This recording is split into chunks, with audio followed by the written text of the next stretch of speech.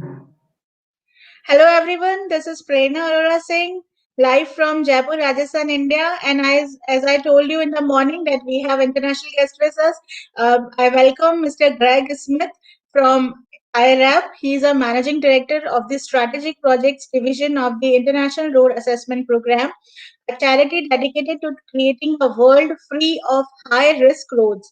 Greg is responsible for leading IRAP projects globally, including in Asia Pacific, Europe, Africa, the Middle Eastern, and Latin America. Greg works closely with governments, development banks such as World Bank and ADB, non-government organizations, and industry to star rate roads for safety and build affordable life-saving treatments. Greg is part of a team that received the Prince Michael International Road Safety Award and was a recipient of the Institute of Transportation Engineers Emerging Professional of the Year Award and the Roads Engineering Association of Asia and Australasia Cateria Award. Greg is based in the Philippines and holds a bachelor degree in civil engineering and master's degree in public policy. So, welcome, Greg, at our show. Its name is Drive Safer Mission Possible. As we were discussing just before starting this show, that we this is a National Road Safety Month is going on in India from 18th of January to 17th of February. This is the first time we are celebrating the whole month as a Road Safety Month, and it is declared by the Government of India. Before that, it was only 1 week. Program we did till last year. So in that program, we have so many organizations, including the FICCI, SIAM, Society of Indian Automobile Manufacturers, and corporate bodies, different various type of corporate bodies and NGOs. Have come together and we have developed this one platform known as India Against Road Crash.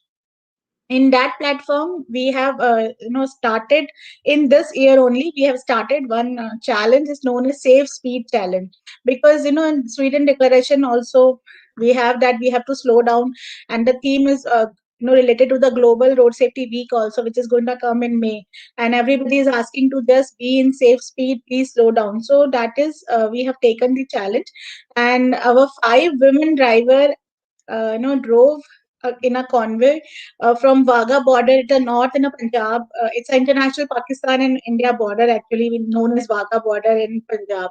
So from there they started their journey and they drove to the down to the shore at Kanyakumari. It was 3,500 kilometers journey they have completed last month only within 13 days, and they followed the to maintain in the safe speed by maintaining the safe distance, and by adopting all the safety procedures which we are supposed to do while we are driving or using roads.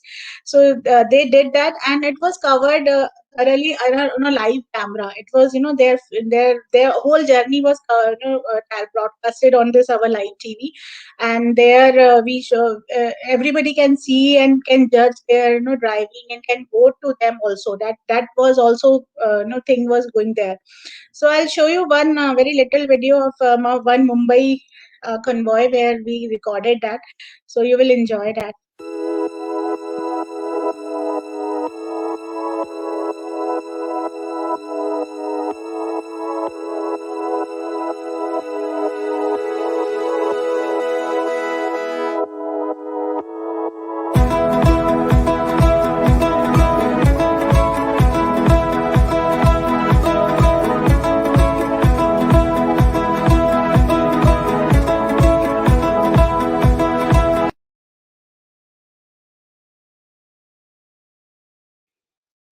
So this was our, the Mumbai thing, where because that journey also covered by the drone cameras, so that we can see that our convoy was maintaining the distances and doing traveling in the safe speed and within the with a proper lane system also. So that we wanted to show the this scenario that if we want, we can drive in existing scenario of India with existing road users. If we want to be safe on road, we can do, and we can do for a longer period of time, not only 1 day 2 day. It is for a complete 13 days. You can drive for 500 600 kilometers every day within the speed limits, and you can reach safely to your destination as well. That is a challenge we have given to the general road users, and it was the convoy was inaugurated in our National Road Safety inaugural ceremony by our Defense Minister and Transport Minister themselves, and it was successfully completed. And in that car, we also installed one that artificial intelligence camera, so that we can record the threats, probable threats which are coming on the roads, and what are the threats. Because now the video which I'm going to show you will help you to discuss on our infrastructure problem, which we recorded one of the convoy member through their journey.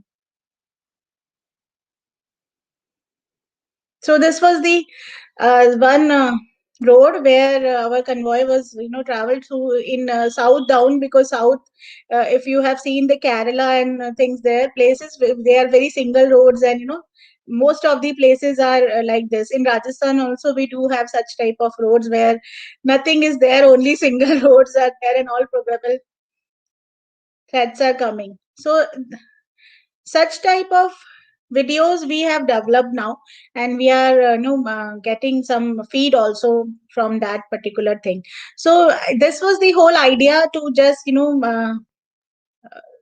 just give the idea to the general public as well as the authorities as well, that what are probable threats are happening on the roads, and why roads are not properly designed. So now, which we are going to discuss about the safe infrastructure, why it is needed. So my as I just introduced my audience that you are from the International Road Assessment Program. So could you brief what is IRAP, Greg? Over to you. Sure, Parana. Firstly, let me apologize. It's Chinese New Year's today, and unfortunately, there's some fireworks happening in the background. So let me know if the sound is no good. In India, it is happening all the time. Right. So let's see how we go. But Yeah. IRAP, it's so like you said, it's the International Road Assessment Program. We're a charity, and we're designed to help every country in the world find ways to improve the design of the road to make it safer for vehicle occupants, motorcyclists, pedestrians, and bicyclists. So what we do is give roads a star rating for how safe they are. 1 star is the highest risk, and 5 star is the safest. And looking at your video just now of the speed challenge, that bridge, that beautiful bridge that people were driving across, that's an example where I'd say that's nearly going to be a 5-star facility, very high standard, probably quite safe. But the second road you showed, that's not going to be a 5-star example. Yes. So, on that note, what are some examples of where IRAP has helped save lives around the world? Like how you have changed the low star ranking to high star ranking? Over to you, Greg. Right. So more than 100 countries have used the IRAP methodology now, so it's very widely used. A couple of examples are in Mexico, for example, the National Highway Authority has looked at more than 20,000 kilometers of their roads. And what they've done is assessed it in a number of years ago, then made systematic improvements to the roads, and then done the star ratings again. And they can see how the star ratings of their network has improved as a result of their work. In Brazil, for example, there's also an enormous amount of work happening to star rate roads. There, for example, what they're doing is saying, for the concession road, the toll road operators, the government is saying, you must achieve a star rating target. You must at least try and achieve a 3-star or better target for the road that you're managing and charging tolls on. In this region, we work very closely with Thailand, Malaysia, for example, here in the Philippines.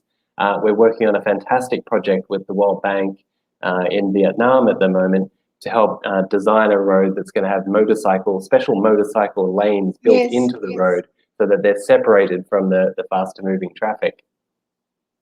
Okay.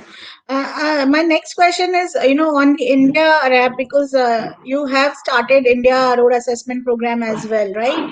So my next question is, what is India RAP and how is it helping saving lives on Indian roads? Over to you, Greg. Right. So hopefully it's not too loud for you in the background here. No, your voice is clear. Go ahead. Excellent. So India RAP it's the India Road Assessment Program. It's an initiative that's hosted by the Asian Institute of Transport Development in Delhi.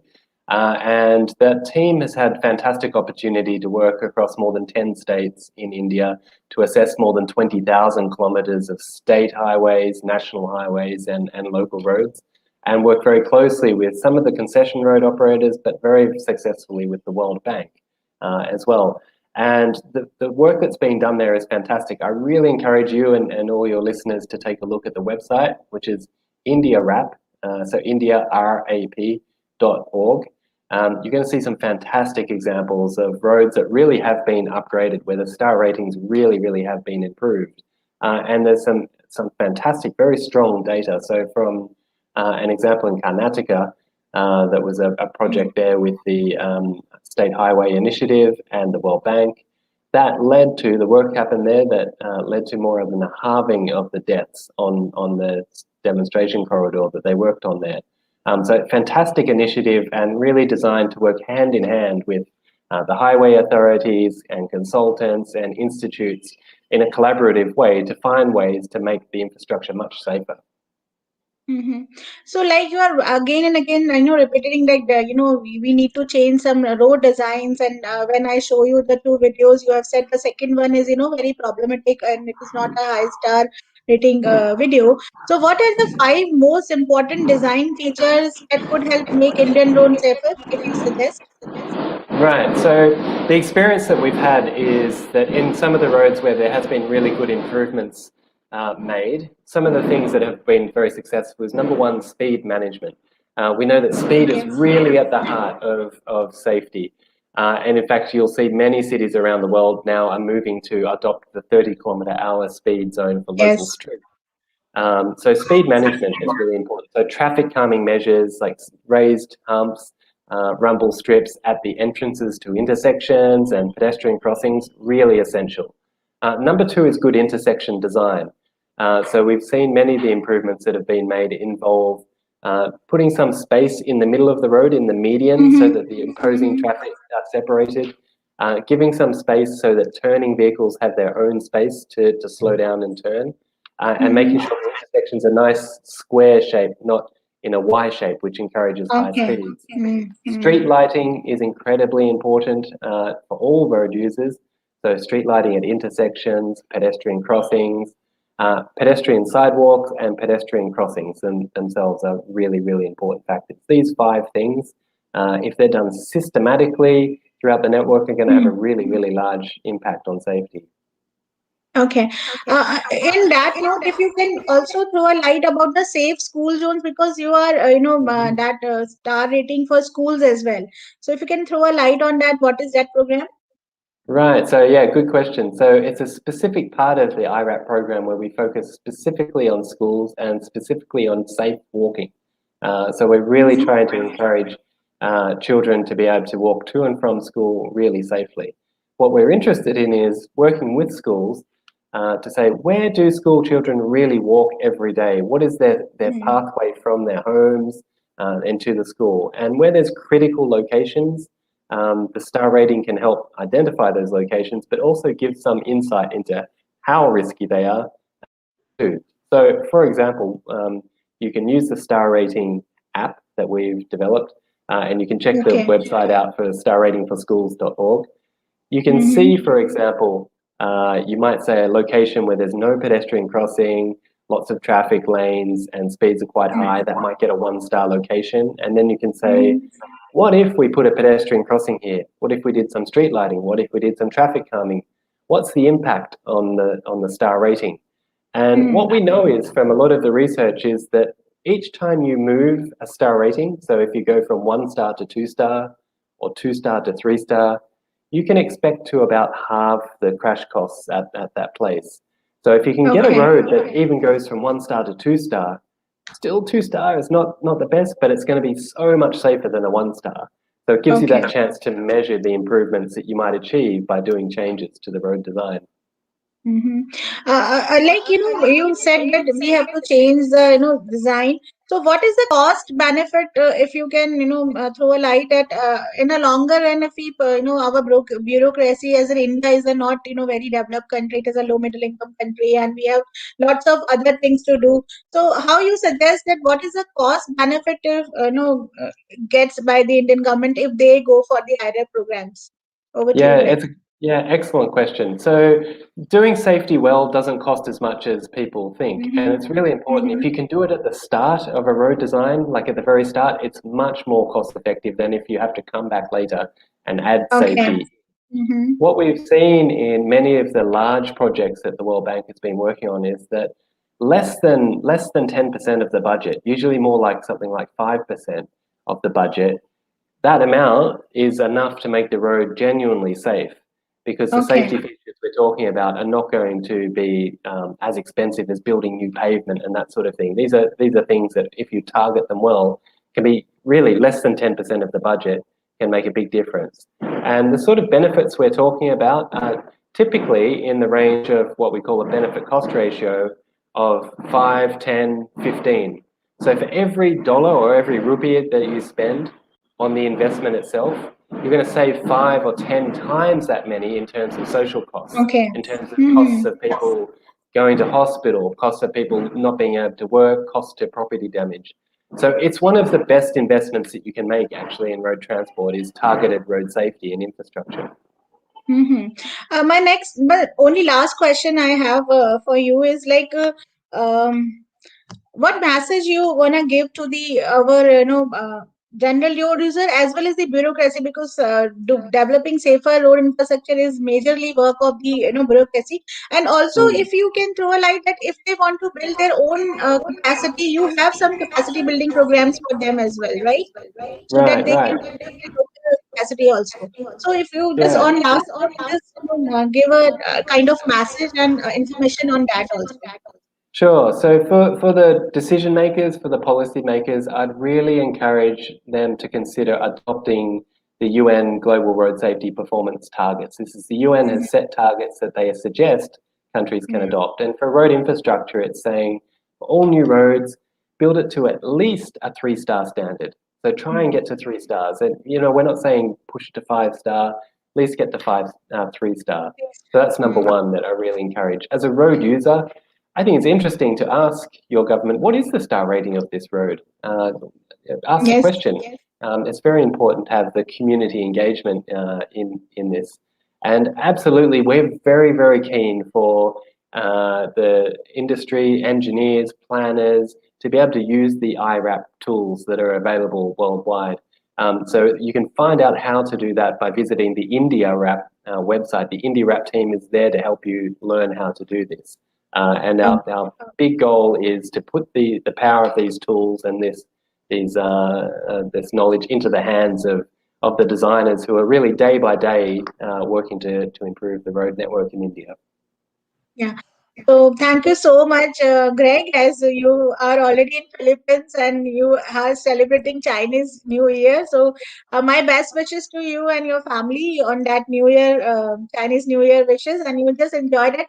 But I'm really grateful that you made some time for us and you spent with us and give a very valuable inputs to us and our bureaucracy who are going to listen this. On that note, thank you so much. Thank you so much for having me, and thank you for your initiative. I really appreciate it. Good luck. Thank you. Thank you.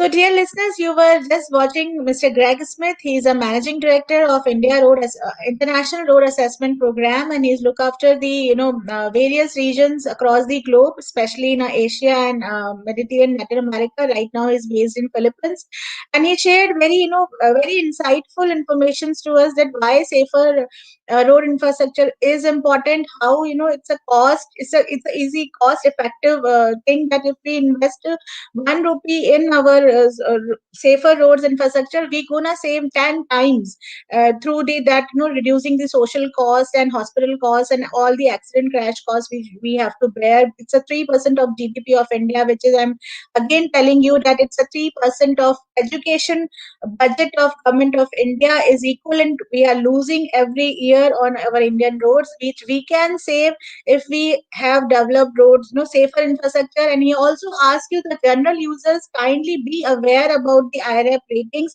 and should start demanding to the government, local government, and national level government to get you the star rating roads, at least not 5 but 3 star rating must be there. It is also we are going to achieve our global UN road safety targets. So, on that note, I am Prerna Arora Singh now signing off. Tomorrow morning, I'll bring a new guest with me where you will enjoy to listen him again.